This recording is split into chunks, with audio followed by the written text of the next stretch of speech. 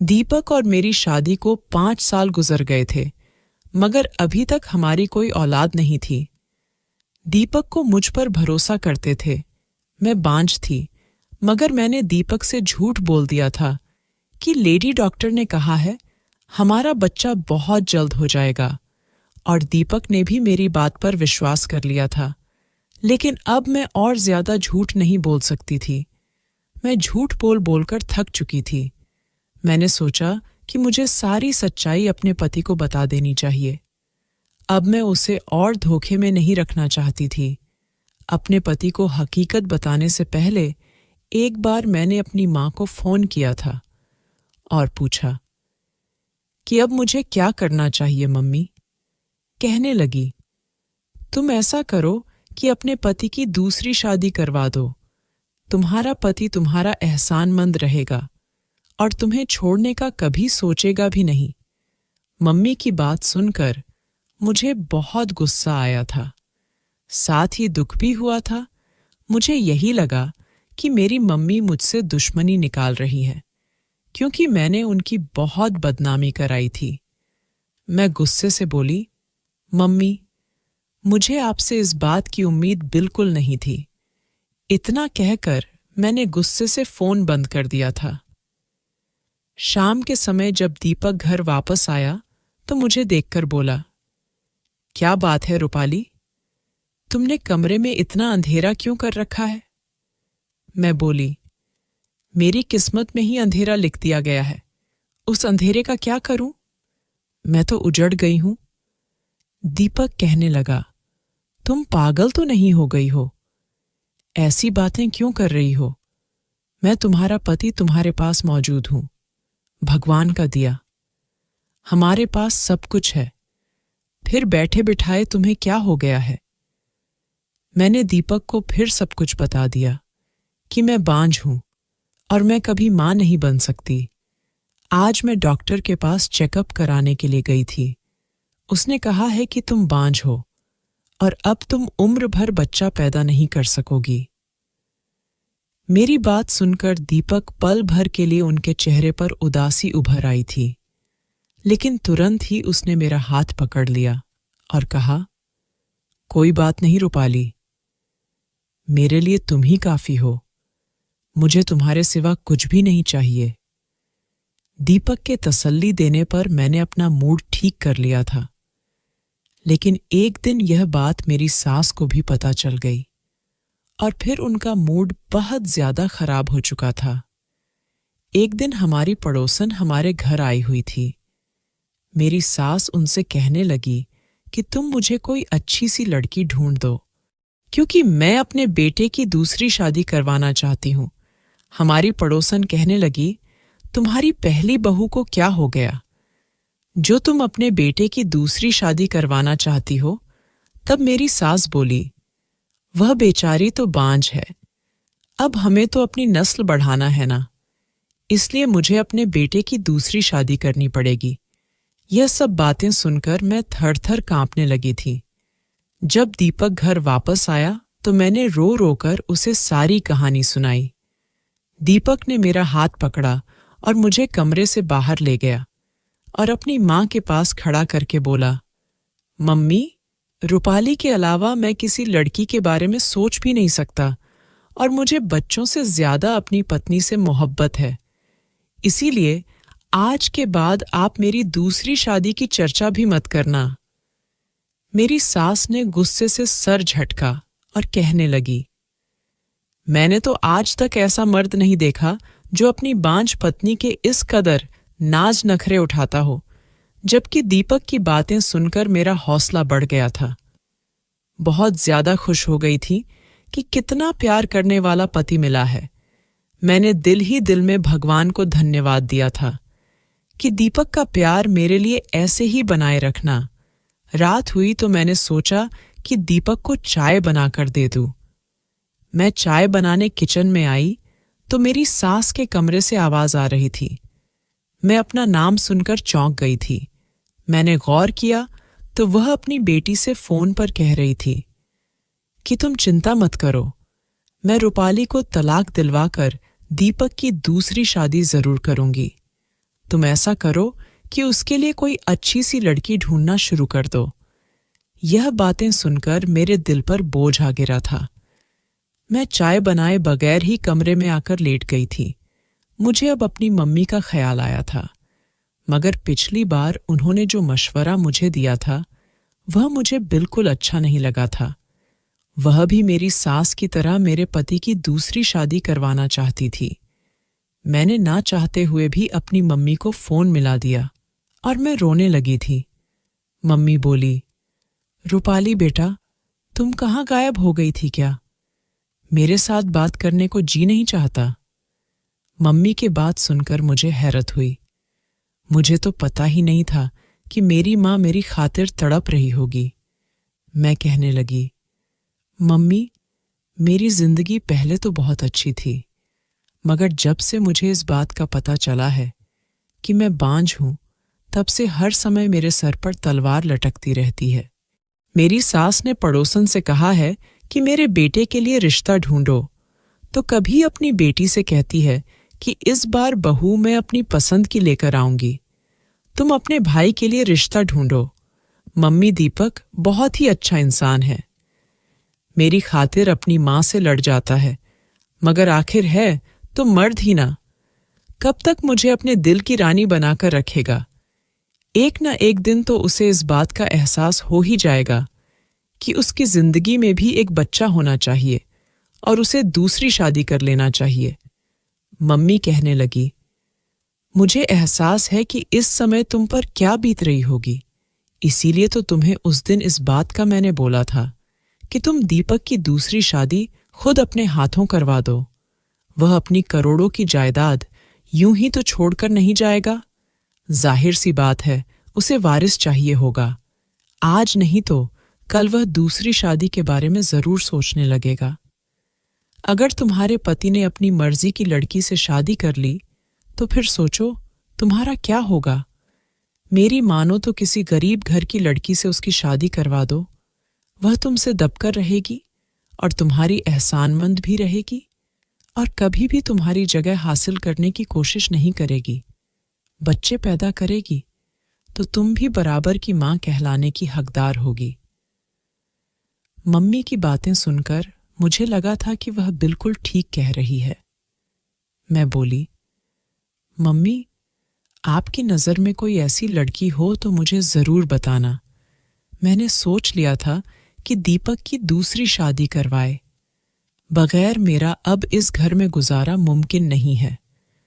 हालांकि यह बात मेरे दिल पर किसी कयामत की तरह गुजर रही थी कि मैं खुद अपने ही हाथों अपने पति की शादी करवा रही थी, लेकिन यह मेरी मजबूरी थी और मुझे दीपक पर विश्वास था कि दीपक का प्यार मेरे लिए कभी भी कम नहीं होगा और इसीलिए मैं घर वालों से चोरी छुपे दीपक के लिए लड़की ढूंढने लगी थी। मैं गांव की रहने वाली थी, गांव के चौधरी और सरपंच की इकलौती बेटी थी। मेरे माता पिता और भाई मुझ पर जान छिड़कते थे। मेरी जिंदगी बहुत ही खूबसूरत थी, मगर मुझे सिर्फ एक बात की कमी थी और वह यह थी कि मेरा रिश्ता मेरे माँ बाप ने बचपन में ही तय कर रखा था और जिस लड़के से मेरा रिश्ता तय था उसका नाम मनोज था। उसने आज तक स्कूल की शक्ल तक नहीं देखी थी, जबकि मैंने इंटर किया हुआ था। हमारे गांव में लड़की अगर इंटर पास कर ले तो बहुत बड़ी बात मानी जाती थी और फिर मनोज बहुत ही अजीब किस्म का इंसान था। शिक्षा तो मेरे भाइयों ने भी हासिल नहीं की थी, मगर वह फिर भी सुलझे हुए थे। बात करने का ढंग उन्हें आता था। मम्मी ने मेरे भाइयों की परवरिश बहुत ही अच्छे तरीके से की थी, लेकिन मनोज को तो अच्छे बुरे की तमीज तक नहीं सिखाई गई थी। गांव की हर दूसरी लड़की के साथ उसका चक्कर चलता था। उसकी इन्हीं हरकतों की वजह से मुझे उससे बहुत ही नफरत हो गई थी। मनोज की एक बात जो मुझे बहुत ही बुरी लगती थी वह यह थी कि गांव की हर दूसरी लड़की से चक्कर चलाने के बावजूद वह मुझसे मोहब्बत का दावा करता था। मुझे रूपाली की जगह राधा कहकर बुलाया करता था।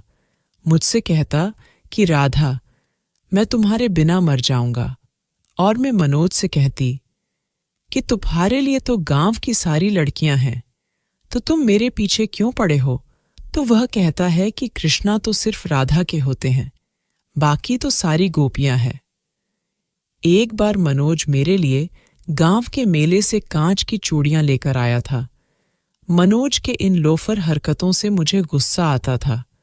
मैं मनोज की लाई हुई चूड़ियां अपने पैरों के नीचे डालकर तोड़ दी थी। मेरी इस हरकत से मैंने पहली बार मनोज की आंखों में आंसू देखे थे, और मनोज की आंखों में आंसू देखकर मुझे अपनी गलती का एहसास हुआ था।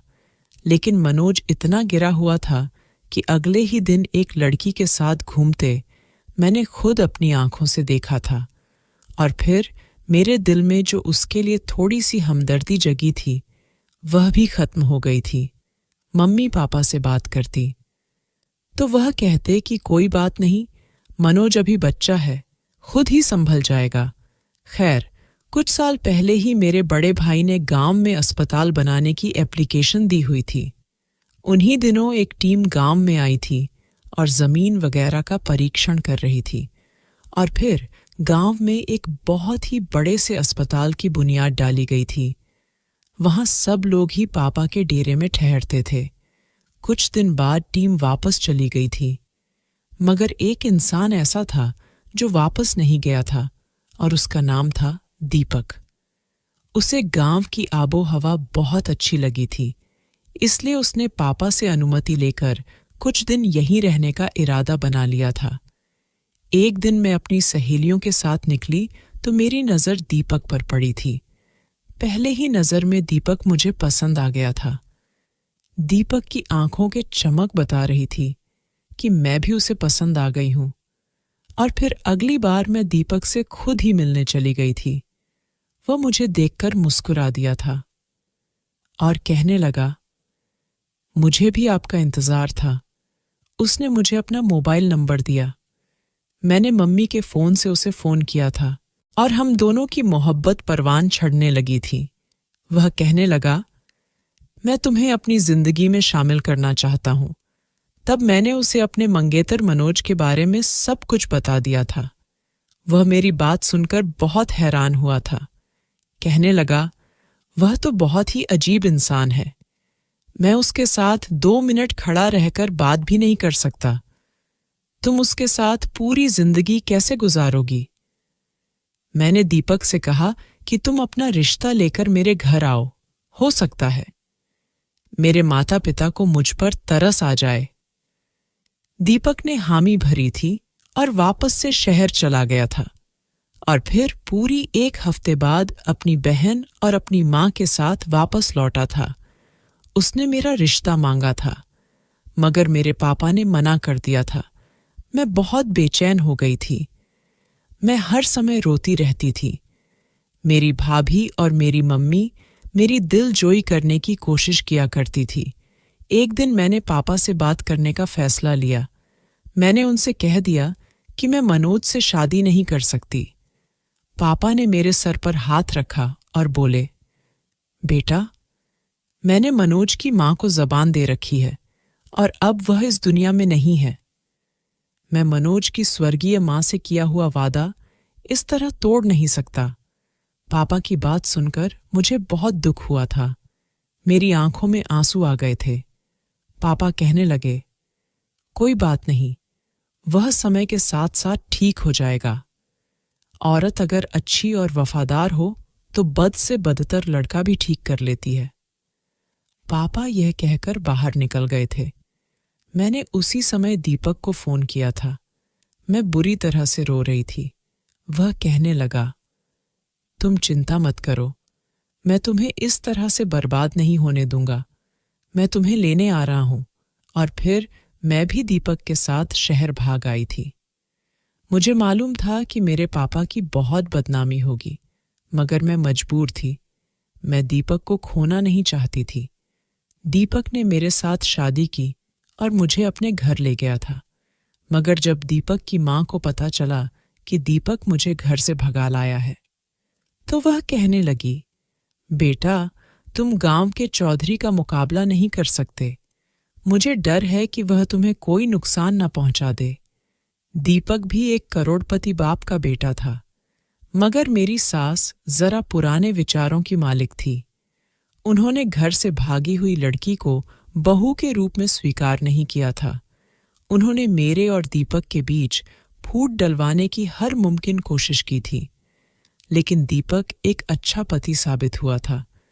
जिंदगी के हर मोड़ पर उसने मुझे इज्जत दी थी।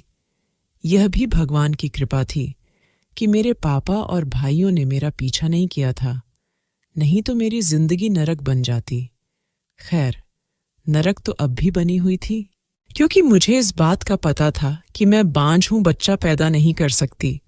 मुझे यही ख्याल आता था कि मेरे साथ यह सब मेरे माँ बाप की बद्दुआ का नतीजा तो नहीं है। खैर, अब मैंने अपने पति की दूसरी शादी करवाने की सोच ली थी। मैं अपनी सास की जिद के आगे अपनी जिंदगी तबाह होने नहीं देना चाहती थी। इसीलिए मैंने अपनी सास से चोरी छुपे मोहल्ले की एक औरत को कुछ पैसों के बदले अपने साथ मिल लिया था। मैंने उससे कहा था कि तुम मुझे किसी मजबूर गरीब लाचार सी लड़की का रिश्ता ला कर दो, और इस बात का किसी को पता नहीं चलना चाहिए। उस औरत ने बड़े ही गुप्त रूप से मुझे अपने घर पर बुलाया था। उसने मेरे सामने एक लड़की की तस्वीर रखी थी। मैं तो उसकी खूबसूरती देखकर ही दंग रही थी। ऐसा लग रहा था कि वह जैसे चांद का टुकड़ा है। रिश्ता करने वाली वह औरत कहने लगी, यह लड़की अनाथ है और अपने चाचा के साथ रहती है। इसकी चाची चाहती है कि यह जल्द से जल्द अपने घर की हो जाए। मैं तो लड़की की तस्वीर देखकर बोली, आंटी, मैं कभी अपने पति की शादी इस लड़की से नहीं करूंगी। उसका हुस्न तो देखो, मेरा पति तो इसके इश्क में पागल ही हो जाएगा। वह औरत कहने लगी, बेटा, यह रिश्ता बहुत ही अच्छा है, इसको हाथ से मत जाने दो। यह बहुत ही सीधी सादी सी लड़की है, तुम्हारे सामने दब कर रहेगी। मेरा जी तो नहीं मान रहा था, मगर मैंने उस नैना नाम की लड़की का रिश्ता स्वीकार कर ही लिया। मैं तस्वीर लेकर घर पहुंची तो बड़ा अजीब सा मंजर देखने को मिला था। मेरा पति सोफे पर बैठा हुआ था, जबकि मेरी सास और नंद उसके सामने बैठी हुई थी। मेरी ननद बोली, भाई, आप एक बांझ लड़की के साथ जिंदगी क्यों गुजारना चाहते हैं? मैंने और मम्मी ने तुम्हारे लिए एक बहुत ही अच्छी लड़की देखी है, तुम उससे शादी कर लो। जिस पर दीपक बोला, आप दोनों अब बस भी करो। मैंने पसंद की शादी करके कोई इतना बड़ा जुर्म नहीं कर लिया कि आप मुझे हर वक्त ताने देते रहते हैं। मैंने आपसे कह दिया है कि रूपाली के अलावा मैं किसी को स्वीकार नहीं करूंगा। वह मेरी पत्नी है और मरते दम तक वही मेरी पत्नी रहेगी। जहां सास और नंद की बातों ने मेरा दिल छलनी कर दिया था, वही दीपक की बातें सुनकर मुझे बहुत ही हिम्मत मिली थी। मैं उनसे कुछ बोले बिना ही कमरे में चली गई थी। थोड़ी देर बाद दीपक भी मेरे पीछे ही आ गया था। वह कहने लगा, तुम मम्मी और दीदी की बातों को दिल पर मत लेना। मैं बोली, आप दूसरी शादी कर ले दीपक। दीपक मेरी बात पर हैरान हो गया था। वह कहने लगा, मैं ऐसा हरगिज नहीं कर सकता। मैंने कहा, आपको दूसरी शादी की इजाजत दे रही हूं, मगर आप मेरी पसंद की लड़की से ही शादी करेंगे, अपनी मां की पसंद की लड़की से नहीं। दीपक कहने लगा, तुम्हारे अलावा मैं किसी को स्वीकार नहीं कर सकता, फिर वह चाहे तुम्हारी पसंद की हो या फिर मम्मी की पसंद की, इससे कोई फर्क नहीं पड़ता। मैं बोली, मुझे बच्चे की इच्छा है। आपकी शादी हो जाएगी तो हमारे घर भी बच्चे होंगे। मेरी तरसी हुई ममता को सुकून मिल जाएगा। दीपक ने इनकार कर दिया और कमरे से बाहर चला गया, जबकि मैं वहीं बैठी रोती रही। सच तो यह है कि मुझे बच्चों की कोई इच्छा नहीं थी। मैं तो यह सब बस दीपक को खोने के डर की वजह से कर रही थी। खैर, कुछ दिन मेरे और दीपक के बीच नाराजगी रही थी, मगर मैंने उसे रो रो कर दूसरी शादी के लिए तैयार कर ही लिया था। मगर मैं खुश नहीं थी। नैना को अपनी सहेली बना लिया था और जिस दिन नैना मेरी सौतन बनकर मेरे घर आई थी, मेरी सास ने खूब हंगामा मचाया था। उन्होंने दीपक के साथ भी बहुत लड़ाई की थी कि कम से कम दूसरी शादी तो मेरी मर्जी से कर लेते। सास को यूं जलता हुआ देखकर वैसे तो मुझे सुकून मिल जाना चाहिए था, मगर मैंने वह पूरी रात अंगारों पर गुजारी थी। मैं पूरी रात रोती रही थी।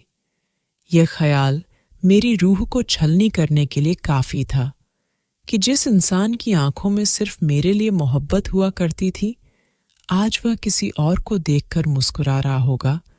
जिस इंसान की बाहों में अब तक मैं सोती आ रही थी, आज उसकी बाहों में कोई और सो रही होगी। मुझे किसी पल सुकून नहीं मिल रहा था। पूरी रात करवाटे लेते लेते गुजारती थी। सुबह हुई तो मैं जल्दी से अपने कमरे से निकल आई थी, क्योंकि मैं दीपक से मुलाकात करना चाहती थी, मगर वह तो दिन के 12 बज जाने पर भी कमरे से नहीं निकला था। मैंने अपनी सौतन नैना से पूछा तो वह कहने लगी, दीपक तो सो रहे हैं। मैंने उसकी तरफ घूर कर देखा और बोली, तुमने उसे जगाया नहीं? तब नैना रोने लगी थी और बोली, दीपक ने मुझसे कहा है कि उन्होंने यह शादी सिर्फ आपकी जिद की वजह से की है और अब मैं किसी भी तरह उन पर अपना हक ना जताऊं, नहीं तो वह मुझे तलाक देकर घर से निकाल देंगे। मैं आपसे माफी मांगती हूं। मैं उन्हें जगाने की हिम्मत नहीं कर सकती। अगर उन्होंने मुझे अपने घर से निकाल दिया तो मैं कहाँ जाऊंगी? मैं फिर से अपनी चाची के घर जाने का सोच भी नहीं सकती। मेरी चाची मुझ पर बहुत जुल्म करती हैं। रिश्ते कराने वाली आंटी ने सच में बहुत ही मजबूर सी लड़की मुझे ढूंढ कर दी थी। खैर, मैंने सोचा कि दीपक मुझसे नाराज होंगे। खुद ही जब मूड ठीक हो जाएगा तो कमरे से बाहर निकल आएंगे। मगर मेरी यह गलतफहमी थी। दीपक की शादी को आज तीसरा दिन था, मगर वह अभी तक कमरे से बाहर नहीं निकला था। मुझे अब अजीब से ख्याल सताने लगे थे। इसलिए जब एक दिन नैना किचन में बिजी थी तो मैं उसके कमरे में चली गई थी। दीपक अपने मोबाइल पर बिजी था। कदमों की आवाज सुनकर बोला, आ गई मेरी प्यारी नैना। शब्द थे या हथौड़े जो मेरे सर पर आकर लगे थे। मैं वापस उन्हें कदमों से लौट आई थी। क्या सिर्फ 3 ही दिनों में नैना ने दीपक को अपना बना लिया था? मेरी आंखों से आंसू बहने लगे थे। मेरा दिल बहुत ही तड़प रहा था। मैं अपनी सास के कमरे की तरफ बढ़ी थी। तब पता चला कि मेरी तो नंद भी आई हुई थी। मेरी सास अपनी बेटी से कह रही थी, देखा तुम्हारी माँ कितनी सयानी है। मैंने एक ही चाल चली कि सांप भी मर गया और लाठी भी नहीं टूटी। रूपाली बेचारी को तो यह भी नहीं मालूम कि उसने अपनी पति की शादी जिस लड़की से करवाई है वह मेरी पसंद की लड़की थी, और फिर दीपक भी नैना पर पहले ही नजर में फिदा हो गया था। ये सब तो इस लालची औरत की वजह से हुआ है जिसने रूपाली को बेवकूफ बनाया था। यह सब सुनकर मेरा दिल फटने लगा था। मेरी सास आगे बोली, मैं रूपाली को खाने में बच्चा ना होने वाली इतनी गोलियां खिलाई हैं कि अब वह सच में बांझ बन चुकी है। ये सब शब्द थे कि पत्थर जो मेरे शरीर पर बरस रहे थे। मैं जल्दी से अपने पति के कमरे की तरफ गई थी ताकि उसको बता सकूं कि आकर अपनी माँ और बहन की बातें सुने। उन्होंने मुझ पर कितना जुल्म किया है।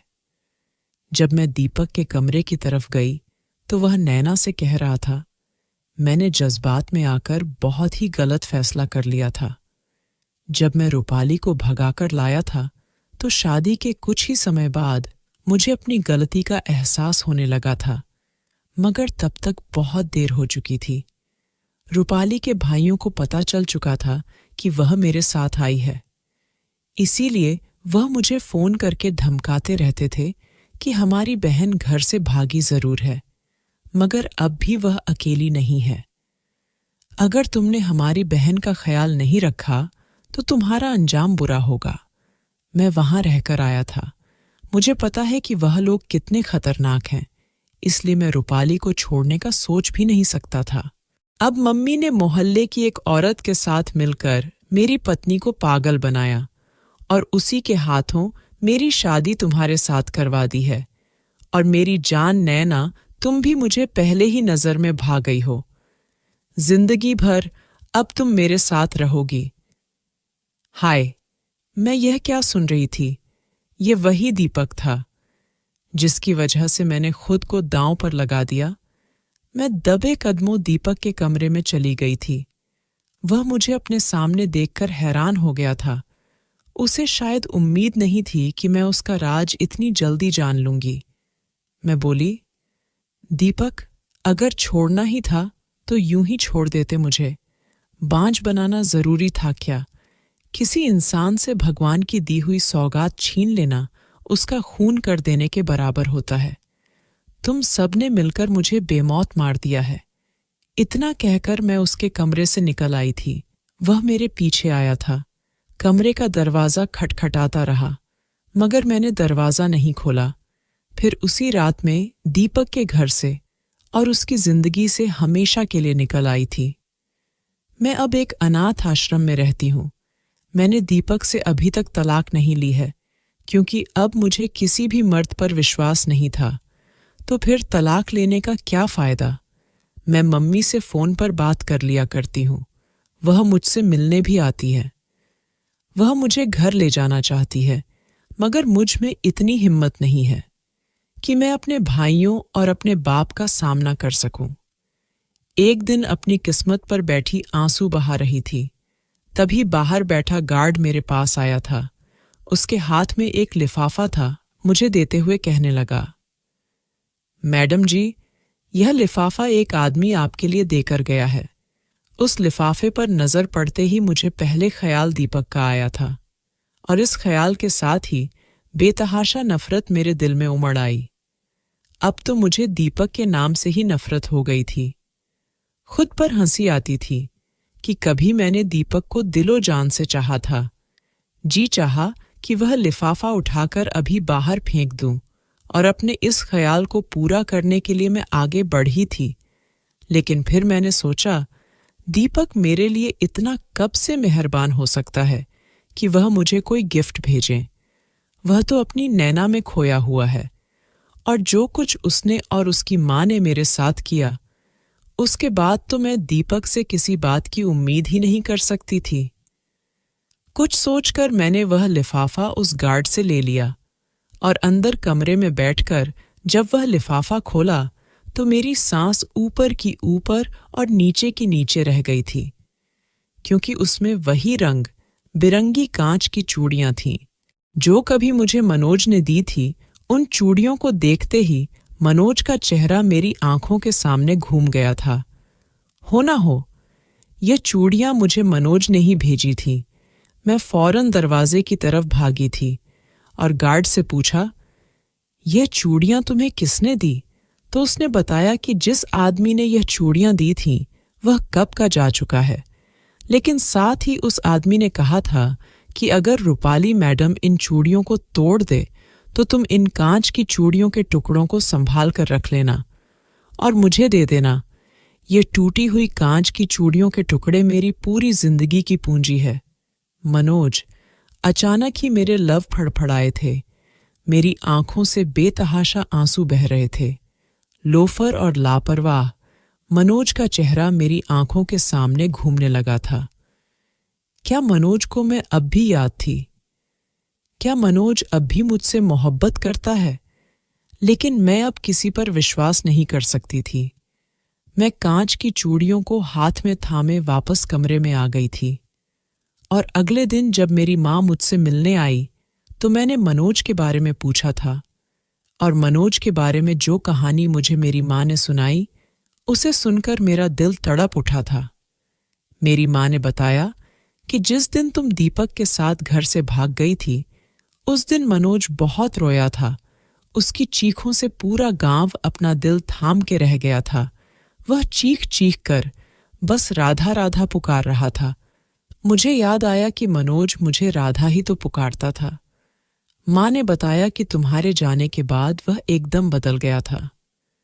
उसने अपनी बाप की सारी जमीनों को बेचकर गांव में एक स्कूल खुलवाया था। उसे लगता था कि तुम उसे अनपढ़ होने की वजह से छोड़ गई हो, स्कूल में टीचर रखकर उसने गांव के बच्चों को फ्री में पढ़ाना शुरू किया था। साथ साथ शहर में अपना एक बिजनेस भी खड़ा किया था, जो धीरे धीरे तरक्की करता गया। और अब भगवान की कृपा से मनोज के पास पैसे की कोई कमी नहीं है। लेकिन जितना ही उसके पास पैसा है, उतना ही वह गरीबों को दान कर देता है। वह कहता है कि मैं इतने सारे पैसे को अपने पास रखकर क्या करूंगा, जब मेरी राधा ही मेरे पास नहीं है। ना हंसता है, ना बोलता है, बस चुपचाप अपने आप में खोया रहता है।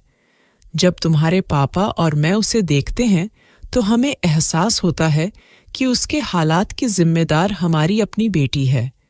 मनोज के बारे में यह सब सुनकर मेरी आंखों से आंसू बह रहे थे। जल्द से जल्द मनोज से मिलना चाहती थी। पता नहीं क्यों मेरा दिल मनोज से मिलने के लिए मचल उठा था। मैंने मम्मी से कहा, मम्मी, मैं मनोज से एक बार मिलना चाहती हूं। मेरी बात सुनकर मेरी मां की आंखों में चमक आ गई थी। कहने लगी, रूपाली, अगर तुम चाहो तो मनोज के साथ अपनी नई जिंदगी की शुरुआत कर सकती हो। वह अब भी तुम्हारे इंतजार में है। लेकिन मैं अब कहाँ मनोज के काबिल थी। मैं तो एक बांझ औरत थी और एक शादीशुदा औरत थी। लेकिन मैं एक बार मनोज से मिलकर उसे माफी मांगना चाहती थी, जो मैं उसकी मोहब्बत को पहचान नहीं पाई और दीपक को हीरा समझकर पत्थर से सर फोड़ बैठी थी। मैं मम्मी के साथ मनोज के घर पहुंच गई थी। उस समय मनोज अपने घर पर नहीं था। नौकर ने मुझे बाहर हॉल में ही बिठा दिया था। मम्मी और मुझे बैठे काफी देर हो गए, लेकिन मनोज अभी तक नहीं आया था। तब मैंने नौकर से पूछकर मनोज के कमरे में चली गई थी। साफ सुथरा कमरा, कहीं से भी विकास का कमरा नहीं लग रहा था। ऐसा लग रहा था कि यह बहुत ही पढ़े लिखे इंसान का कमरा है। और फिर अचानक ही मेरी नज़र एक ऐसी चीज पर पड़ी कि मैं वही दिल थाम कर बैठ गई थी। सामने ही दीवार पर शीशे लगे फ्रेम में उन्हीं कांच की टूटी चूड़ियों के टुकड़ों से राधा लिखा हुआ था, जिसका मतलब है मनोज मुझसे उसी समय से इतनी मोहब्बत करता था और मैं उसकी मोहब्बत को पहचान नहीं पाई थी। मनोज ने जब मुझे पहली बार चूड़ियां गिफ्ट की थीं और मैंने उन्हें पैरों से कुचलकर तोड़ दिया था। मनोज ने उन चूड़ियों के टुकड़ों को संभाल कर रखा हुआ था और आज तक उन्हें संभाल कर रखे हुए थे। मेरी आंखों से आंसू बह रहे थे और पता ही नहीं चला कि मनोज मेरे पीछे आकर खड़ा हो गया था। और जब उसने राधा कहकर पुकारा तो मैं अचानक ही पलटी थी। वह तो बिल्कुल पहचान में ही नहीं आ रहा था। वो लापरवाह सा लोफर सा मनोज कहीं खो गया था। मेरे सामने एक सज्जन व्यक्ति खड़ा था, जिसे देखकर कह ही नहीं सकते थे कि वह अनपढ़ है। मैं रोती हुई अचानक ही मनोज के सीने से जा लगी थी। मैंने सारी मर्यादाएं तोड़ दी थीं। मैं यह भूल गई थी कि मैं शादीशुदा हूं और मनोज से मेरा कोई संबंध नहीं था। मनोज बहुत देर तक यूं ही खड़ा रहा और मैं मनोज के सीने से लगी राती रही थी। मेरे मुंह से बस यही शब्द निकल रहे थे, मनोज, मुझे माफ कर दो। मैंने तुम्हारा दिल दुखाया। शायद इसीलिए भगवान ने मुझे इतनी बड़ी सजा दी है। बहुत देर बाद मनोज ने मेरे सिर पर हाथ रखा था। उसने कहा, राधा, मैंने तुम्हें कभी कसूरवार ठहराया ही नहीं था। गलती तो मेरी ही थी जो मैं तुम्हारी उम्मीदों पर पूरा नहीं उतरा। मैं आंसू पोंछती हुई मनोज के सीने से अलग हुई थी। थोड़ी देर बाद मनोज बोला कि राधा, मेरे दिल के दरवाजे अभी तुम्हारे लिए खुले हुए हैं। मेरे दिल में तुम्हारे सिवा कोई और लड़की नहीं है, चाहे तो झांक कर देख सकती हो। एक पल के लिए मनोज के चेहरे पर वही शरारत उभर आई थी जो अब से 5 साल पहले वाले लापरवाह से मनोज के चेहरे पर हुआ करती थी। मैंने रोते हुए कहा, मनोज, अब मैं तुम्हारी मोहब्बत के काबिल नहीं हूं। मैं दीपक की त्याग हुई पत्नी और एक बांझ औरत हूं। जिस पर मनोज ने कहा था कि राधा, तुम मेरे लिए अब से वही 5 साल पहले वाली राधा हो, जिससे मैं बेतहाशा मोहब्बत करता था और आज भी उतनी ही मोहब्बत करता हूँ। मुझे कोई फर्क नहीं पड़ता कि तुम शादीशुदा और बांझ हो, लेकिन मैं इतनी खुदगर्ज नहीं हो सकती थी कि मनोज की जिंदगी में रोशनी भरने के बजाय उसकी जिंदगी में अंधेरा भर देती। मैं उसे बच्चों की खुशी नहीं दे सकती थी और दीपक ने मुझे जो जख्म दिया था वह अभी ताज़ा था। पता नहीं क्यों मेरा दिल अब किसी मर्द पर विश्वास नहीं कर रहा था। मर्द मर्द ही होता है। कहीं ऐसा ना हो मनोज को भी कल बच्चों की चाहत होने लगे और वह मुझे नजरें चुरा ले। मैं रोती हुई बाहर भाग गई थी और अपनी मम्मी का हाथ पकड़कर अपने घर वापस आ गई थी। मेरे पापा और मेरे भाइयों ने भी मेरी हालत को देखते हुए मुझे माफ कर दिया था। अगले दिन फिर मनोज मेरे पास आया था। उसने उदासी भरे शब्दों में कहा था कि राधा, मुझे नहीं पता था कि मेरी मोहब्बत इतनी खोखली है कि भगवान ने मुझे दूसरी बार मौका दिया और तब भी तुमने मेरी मोहब्बत को ठुकरा दिया। अगर आज तुमने मेरी मोहब्बत को नहीं अपनाया तो मैं हमेशा हमेशा के लिए तुम्हारी जिंदगी से चला जाऊंगा, कभी लौट कर तुम्हारे पास नहीं आऊंगा। मैं यह कांच की चूड़ियां तुम्हारे लिए लेकर आया हूं। अगर तुम्हें मेरी मोहब्बत स्वीकार है तो उन्हें पहनकर बाहर आ जाना, नहीं तो इन्हें तोड़कर उनके टुकड़े मेरे पास ले आना। यह कहकर मनोज वह कांच की चूड़ियां मेरे बेड पर रखकर चला गया था। मैं बहुत देर तक उन कांच की चूड़ियों को देखते रही थी। भगवान ने मुझे दूसरा मौका दिया था, एक सच्चे प्यार को पाने का मौका दिया था और अब मैं उस मौके को छोड़ना नहीं चाहती थी। मैंने वह कांच की चूड़ियां उठाई और अपने हाथों में पहन ली थी। जब मैं बाहर निकाल कर आई तो मनोज मम्मी के साथ बातों में बिजी था। मैंने अपने हाथ पीछे कर रखे थे। मुझे बाहर आते देखकर मनोज के चेहरे का रंग बदल गया था। वह शायद यही सोच रहा था कि मैं चूड़ियों के टुकड़े करके लेकर आई हूं। और जब मैं उसके सामने आकर अपने हाथ सामने किए थे तो वह खुशी से उछल पड़ा था। उसने मम्मी का लिहाज किए बिना मेरे हाथों को चूम लिया था। मम्मी ने खासकर अपनी मौजूदगी का एहसास दिलाया था तो उसने जल्दी से मेरे हाथ छोड़ दिए थे। मैं हंसती हुई अपने कमरे में भाग गई थी। मेरी तरफ से हाँ होते ही शादी की तैयारी शुरू हो गई थी। उधर मेरे भाइयों और पाप ने दीपक से तलाक लेने के लिए कोर्ट में अर्जी दे रखी थी।